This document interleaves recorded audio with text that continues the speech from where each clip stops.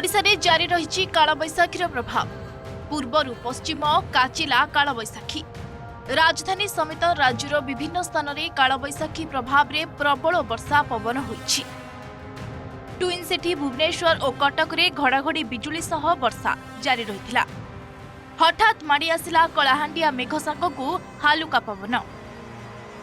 तेबे आसंता 3 रु 4 दिन पर्यंत कालबैशाखी प्रभाव लागी रहिबो बोली आकलन करिछि पाणीपाग केन्द्र। एपटे कालबैशाखी जोगु कमिछि ताती।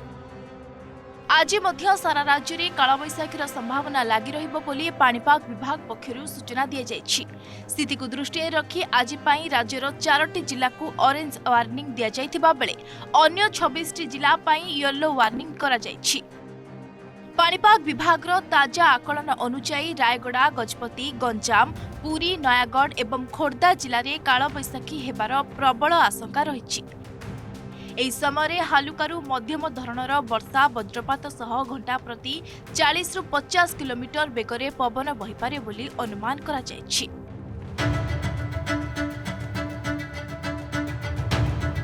तेबे दर्शक बंधु देखंतु ए हेउची गजपति जिला मोहना अंचल रे कालबैशाखीर तांडव।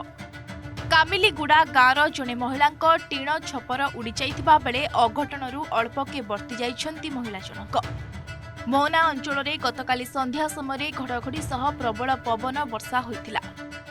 किछि स्थान रे कुआपथर वर्षा मध्य लागि रहिथिला। पवन वर्षा समय महिला जनक घरे थिबा समय घरर टीण छपर उड़ी जाइछि। तेणु वर्षा समय सतर्क रहतु। Bureau report, OTV digital.